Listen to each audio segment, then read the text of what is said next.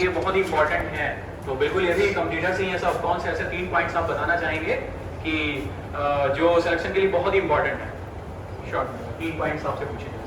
सबसे पहले तो मॉक टेस्ट दीजिए, जितना हो सके मॉक टेस्ट दीजिए। एक दिन में 6, 7, 8 अगर सिलेक्शन लेना है तो देना पड़ेगा। ये तो 6, 7, 8 ही बता रहे हैं। एक बच्चा था वो तो एक दिन भर में 10, 15 मॉक दे रहा था। मैंने इन लोग को देख के 6, 7 बोला। वो उतना निकालता था क्या नाम अंकित जायसवाल। लेकिन स्टार्टिंग हमेशा एक से ही होती है, पहले एक तो देना शुरू करो तब तो 6-7 तक पहुंचोगे, है ना?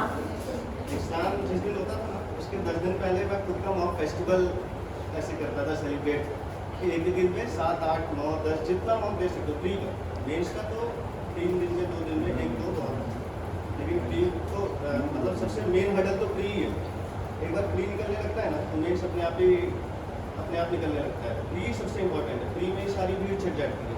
10 लाख बच्चे पेपर दे रहे हैं, 5,000 वैकेंसी, 50,000 आ गए मेंस में, उसके बाद 9.5 लाख बच्चे छिड़ गए। तो मेन जो है वो प्री है, प्री निकालना बहुत इंपॉर्टेंट है। दूसरा चीज़ टाइम मैनेजमेंट। अगर बच्चे ज़्यादातर बच्चे बाहर से आए होंगे, है ना, तो जो बाहर से आए हैं उनके जीवन में कुछ नहीं है, पढ़ाई है बस।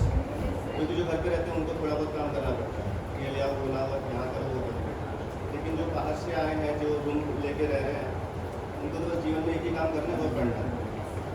लेकिन हमने तो देखा है जो घर से बाहर आते हैं उनको तो टाइम एकदम नहीं मिलता पढ़ाई के लिए। पढ़ाई के अलावा सारा टाइम रहता है। आप लोग मुझे देखा है सर, वो बाहर चाय पीते हुए और लड़ते हुए तो पहले था ये सब चीजें थी, लेकिन अभी ये बच्चों में थोड़ी सी खोती हुई नजर आ रही है। बड़े दुख के साथ यही कहते हैं 40%, 50% बच्चों के बारे में कि पढ़ाई के अलावा बाकी सब सही चलता है उनका, ये पढ़ाई है कि अच्छी नहीं चलती है। घर से दूर है भैया, आपका अपनी खुद पर जिम्मेदारी होनी चाहिए और ये होना चाहिए कि हमें गार्जियन नहीं देख रहे हैं तो हम ही कुछ ऐसा काम करें कि पापा या मम्मी देखकर ऐसा न कहें कि इसी ने भेजा था। तो अपना फोकस रखो पढ़ाई में, क्योंकि इतनी दूर आए हो, रेंट भी दे रहे हो और खाने पीने की व्यवस्था करनी पड़े, खाने की, ठीक है ना, ठीक है ना, ओके। तो उसकी व्यवस्था कर रहे हो तो काफ़ी खर्च है, आने जाने का खर्चा है, कमाई आप नहीं कर रहे हो ना, ओके। तो आपके माता पिता ढाल बन के हैं, खड़े हैं अभी, तो उनकी भी कुछ आपसे अपेक्षाएं हैं। अगर इतना चीज़ें कर रहे हैं तो उनको सोचते हुए आप अपना कम से कम समय प्रोडक्टिव चीज़ों को दीजिए और प्रोडक्टिव चीज़ों में ज़्यादा समय दीजिए, ज़्यादा बेहतर रहेगा। किसी को कुछ क्वेरी करनी है आप लोग में से, हाँ, किसी की भी कोई क्वेरी या क्वेश्चन हो तो बिल्कुल बहुत अच्छा मौका है, ऐसे मौके बार बार नहीं मिलते, तो आप लोग कर सकते हैं। आप में से जिसकी भी कोई क्वेरी हो please raise your hand. Interview में ना सबसे पहले तो जैसे आपने ग्रेजुएशन किससे किया है ना, जैसे मैंने BA किया है वो भी ओपन यूनिवर्सिटी से, तो मुझसे पूछने लायक कुछ नहीं था उनके पास। लेकिन जो BCom होते हैं, BTech होते हैं, उनसे काफ़ी चीज़ें पूछी जाती है। जैसे मेरे से क्या पूछा उन्होंने, मेरा इंटरव्यू नॉर्मली 12 मिनट चला था IB-बेस्ड PO का, और मुझसे और नॉर्मल बच्चों का इंटरव्यू 6-7 मिनट चला था। तो मुझसे क्या क्या पूछा था उन्होंने, बैंक से रिलेटेड जो पूछ सकते थे, जैसे प्राइवेट सेक्टर लैंडिंग हो गया, सरफेसी एक्ट हो गया, प्राइवेट सेक्टर पब्लिक सेक्टर में डिफरेंस क्या है ये पूछ लिया उन्होंने। बजट सबसे इम्पोर्टेंट, मतलब इंटरव्यू होता ही ऐसे टाइम पे जब बजट आता हो, मतलब जैसे 1 फरवरी को बजट आता है और इंटरव्यू तुम्हारा 10 फरवरी के आसपास, 10 से 20 फरवरी के बीच में होता है। तो बजट से तो गारंटेड पूछते ही पूछते, बजट ऐसा होना चाहिए कि बस रट लो।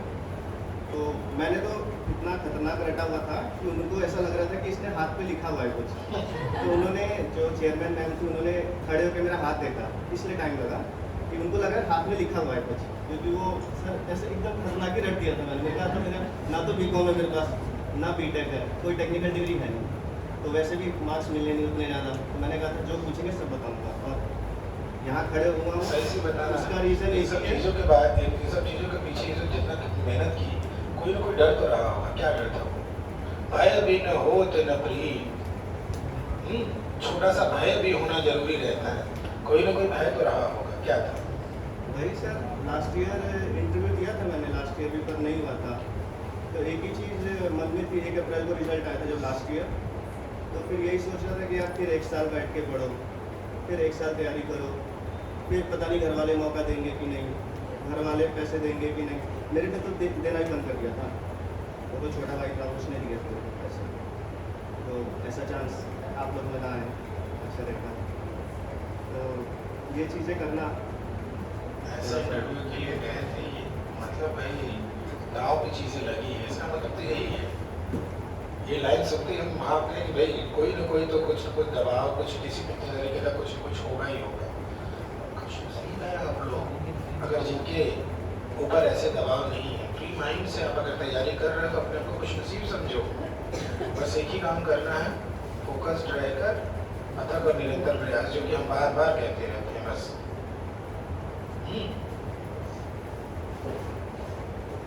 बहुत लोगों को Final शांत guys? होना चाहिए। फाइनल बॉयज में कोई क्वेश्चन नहीं किसी का, करो भाई फटाफट। जी जी Yes, जैसे कि मेनली एक तो यहाँ पे क्लासेस होती हैं, वो हो गया। दूसरा चीज़ आप PDF कर सकते हो डेली का, है ना। डेली का जो PDF होता है वो पढ़ो, वो करो, इवन लिख के करो, ज़्यादा अच्छा है। ऐसे नहीं कि पढ़ लिया बस, पढ़ के नहीं, लिख के करना ज़्यादा इंपॉर्टेंट है। अगर लिखेंगे ना तो वो चीज़ दिमाग में रहती है, भले उसको बाद में रिविजन करना है कि नहीं करना, बाद में देखेंगे, लेकिन लिखते हैं ना तो उस टाइम पे रहती है वो चीज़ें सारी दिमाग में। तो वो डेली का पढ़ना है, डेली का। ऐसा नहीं कि जैसे आज क्या है 15 अप्रैल, तो आज की जो PDF आई होगी, आज आपने आज की छोड़ दी, चलो कोई नहीं यार कल पढ़ लेते हैं, ऐसा मत करिएगा। आज का आज पढ़ लेना, टाइम निकाल के कैसे भी पढ़ लेना, ज़्यादा नहीं, 40-45 मिनट लगता है एक PDF पढ़ने में, इससे ज़्यादा नहीं लगता। हाँ भैया, कैसे भी करके पढ़ लेना है बस। क्लासेस में आके रोज सारी चीजें हम लोग बताते रहते हैं, लेकिन आज ऐसा मौका है जो ये बार बार नहीं मिलता। आप समझ सकते हो कि जनरल अवेयरनेस के लिए या पॉइंट्स के लिए या रीजनिंग के लिए हर सब्जेक्ट का अपना एक अलग अलग क्या होता है, स्ट्रेटजी होता है। ठीक है, स्ट्रेटजी टाइम के साथ क्या होता रहता है, अपडेट होता रहता है। ठीक है, उसको तो करते रहना। ये होते PO में मेरा क्या अभी नहीं, इसका PO बताओ 2023 central bank of CBI central bureau of investigation, central bank of India. CBI के लिए कोई ना। हाँ CBI बहुत अच्छा। और इसमें क्लर्क वाले में कुछ अभी bank of India BOI, BOB, bank of India. अच्छा sorry, RRP officer scale sir ये मैंने महाराष्ट्र से भरा था, तो विदर्भ कोंकण ग्रामीण बैंक, विदर्भ महाराष्ट्र विदर्भ कोंकण ग्रामीण बैंक, VKGB। इनका तो वो भी हो गया सर, मेडिकल और ये सब भी हो गया। ये सब हो गया था। और ये मल्टीपर्पज और इसमें भी सर VKGB, इसमें भी यही है, दोनों एक ही। और ये किस ईयर में हुआ, किस 22-23 कि 21-22? इस वक्त हाँ नहीं, हम बच्चों के लिए पूछ रहे हैं, मालूम तो वैसे हमें है। और ये किस ईयर में हुआ है? ये भी इसी साल में इम्पोर्टेंट है। अब ये दोनों भी इसी साल। ये भी दोनों इसी साल में, ठीक है ना। ये जो 2022 वाला हुआ था, ठीक है ना। और एक बार और हम इनसे पूछ लेते हैं, हाँ प्रिपरेशन की स्टार्टिंग कर दी थी सर 1 जनवरी 2020 से की। 1 जनवरी 2020 से इन्होंने शुरुआत की। और अब यहाँ से अपना देख लीजिए। और एक और बहुत इंपॉर्टेंट चीज़ जो कभी कभी हम लोग सोचते हैं कि मैंने तो BA किया है, मैं आर्ट बैकग्राउंड से हूँ, मैं साइंस से हूँ या कोई टेक्निकल से, कॉमन आप सभी ग्रेजुएट हैं, ठीक है ना। आप सभी ग्रेजुएट, आप सभी इक्वल। कोई ऐसा नहीं कि वही BTech किया हुआ है तो फाइनली हाँ ठीक है उसकी थोड़ा सा टेक्निकल डिग्री है, लेकिन आप इस प्लेटफॉर्म पे जहाँ पे प्रिपरेशन कर रहे हैं वो सभी इक्वल है। ठीक है, हो सकता है उसका कहीं बेनिफिट नहीं है, हाँ आपके क्वेश्चंस अलग हो जाएंगे अगर आप टेक्निकल फील्ड से जा रहे हैं, इंटरव्यूज में उसका कुछ इंपैक्ट आता है। और फाइनली वैसे है कि आप इक्वल तरीके से जा रहे हैं, आप एज अ बैंकर बनने जा रहे हैं, ठीक है ना। मेरा सिलेक्शन का मेन इंटरव्यू है सर। हाँ नहीं, इन्होंने आते ही ठीक है, आप अपना जर्नी बता सकते हैं। बताइए बताइए। मेरा मेनली इंटरव्यू की वजह से ही हुआ है, क्योंकि कट ऑफ जैसे सुना होगा ना, मेंस में कट ऑफ 10 नंबर ज़्यादा होना चाहिए तभी सिलेक्शन होता है, सुना होगा ऐसे। तो मेरा ऐसा था कि मेरा तो 2 ही नंबर ज़्यादा था, लेकिन इंटरव्यू जो था ना, इंटरव्यू में मेरे 85 थे। तो BA ओपन होने के बाद भी 85 मिला, तो इसका मतलब मिल सकता है, किसी को भी मिल सकता है। इवन जो BCom BTech वाले बच्चे थे उनको भी 80 भी नहीं मिले। तो बस इंटरव्यू अच्छा होना चाहिए, कॉन्फिडेंट होना चाहिए। मैं जब गया था अंदर तो उन्होंने, मैं मतलब थोड़ा स्माइल करते गया था, तो उनको लगा ये शायद कहीं जॉब करता है ऑलरेडी। तो उन्होंने मुझसे पहला क्वेश्चन ही पूछा, ना इंट्रोडक्शन कुछ नहीं, पहला क्वेश्चन यही पूछा कि कहीं जॉब करते हो क्या? मैंने कहा नहीं मैम। उन्होंने बोला कहीं जॉब किया हुआ है क्या? मैंने कहा नहीं मैम। उन्होंने बोला कि लास्ट ईयर आए थे क्या? लास्ट ईयर भी आए थे क्या इंटरव्यू में? मैंने कहा हाँ लास्ट ईयर आए थे। उन्होंने बोला लास्ट ईयर क्या होता? मैंने कहा लास्ट ईयर 4 नंबर ज़्यादा थे, नहीं हुआ था। तो उन्होंने पूछा इस बार क्या होगा? मैंने कहा देखते हैं क्या होगा, मुझे पता नहीं है। अभी तो रिजल्ट आया नहीं। और इस साल जब 15 मार्च को रिजल्ट स्कोर कार्ड आया था, 3-4 दिन तक मैंने किससे बात भी नहीं की थी, क्योंकि 2 ही नंबर जाता था। तो मैं यही सोचा था कि जब लास्ट ईयर नहीं हुआ तो इस साल क्या होगा। और यही एक मतलब रोड मैप बना लिया था कि चलो क्लर्क में तो हो ही जाएगा क्लर्क में हो जाएगा, चलो ठीक है। लेकिन फिर रिजल्ट आया फाइनल, क्लर्क में हो जाएगा, क्लर्क पे हो जाएगा। और फिर इसी वजह से आरआरबीज को दूसरे अदर स्टेट में जाके फिल किया कि मतलब एक अपने उस चीज़ के लिए, लेकिन वो चीज़ देखिए आगे नहीं आई, फाइनली आई बस पीओ और क्लर्कल, है ना। तो फाइनली कोई भी जाना चाहेगा तो किसमें जाना चाहेगा, नेशनलाइज्ड बैंक्स में जाना चाहेगा। आरआरबीज से बेटर है आप, ठीक है ना। जैसे एक एग्जांपल आप लोग के सामने है, एक सिलेक्शन हुआ नहीं कि सिलेक्शन की लाइन लग जाएगी, फिर बैंक आपको नहीं सेलेक्ट करेगा, आप बैंक को सेलेक्ट करेंगे, संस्था को सेलेक्ट करेंगे, कहाँ जाना है। ये बस ऑप्शन है, 4 ऑप्शन, इसके काबिल आपको बनाना पड़ेगा। हाँ भैया, हाँ क्वांट को इम्प्रूव करना है। हाँ उसमें क्या है, मतलब 2 चीज़ें, क्वांट में 2 पार्ट है मेरा, मैं बताता हूँ प्री में कैसा होता है मेरा। एक तो अर्थमेटिक पार्ट है और एक नॉर्मल जो सिंप्लीफिकेशन वगैरह आता है वो वाला है। तो मैंने क्या किया था, 35 क्वेश्चन होता है टोटल, इसमें मुझे पता था कि 10 क्वेश्चन अर्थमेटिक के हैं, बाकी 25 क्वेश्चन अपने। तो 20 मिनट का टाइम है। मैं यही सोचता था कि 20 मिनट में एटलीस्ट 22-23 तो कर ही लूँगा क्योंकि एक टॉपर बच्चा भी ना 20 मिनट में 26-27 ही कर पाता है प्री में, बहुत टॉपर होगा तो 30 कर पाता। तो मैंने वो स्पीड बना ली थी, जैसे मेरा वीक पॉइंट है ना, अर्थमेटिक मेरा वीक था, तो इसीलिए मैंने वो कर दिया था कि नहीं यार अर्थमेटिक ठीक है चलता है, बाकी जो 25 क्वेश्चन है ना उसको मैं 20 मिनट में ही करूँ, 20 क्या 17-18 मिनट में ही कर लूँगा, वो वीक नहीं रहने दूँगा। तो मैं तो खुश हो जाता था 17-18 मिनट में, जब मेरे 20 क्वेश्चन प्लस हो जाते थे ना क्वांट में, मैं मेरे अंदर स्माइल आ जाती थी, अब तो हो गया और IBPS क्लर्क का, IBPS PO का आई थिंक कट ऑफ 50 था सर, 49 मेरे 73 मार्क्स थे, तो मैं तो 2 ही सब्जेक्ट में प्री क्लियर हो गया। तो ऐसा होना चाहिए कि रीजनिंग और इंग्लिश, मतलब पहले ऐसा था कि 2 सब्जेक्ट अच्छा रहेगा तो क्लियर हो जाएगा फाइनल सिलेक्शन, लेकिन ऐसा नहीं, अब तीनों को बराबर रखना पड़ेगा फाइनल इस सिलेक्शन। पूरे सिलेक्शन की जर्नी में आपका जो महसूस करते हैं, जैसा हमने महसूस किया कि कोई चीज़ अचीव करते हैं तो हमारे जहन में रहता है कि ये हमारा टर्निंग पॉइंट था, यहाँ से हम सिलेक्शन की तरफ मुड़े, ऐसा कुछ आपके साथ? सिलेक्शन नहीं होना से टर्निंग पॉइंट था। जब लास्ट ईयर 1 अप्रैल को नहीं हुआ था तो 20 दिन तो वो होता ना डिप्रेशन वाला केस, हाँ वो वाला सीन था 20 दिन तक, लेकिन 21वें दिन डिसाइड किया था कि इस साल सारे पेपर क्लियर करूँगा।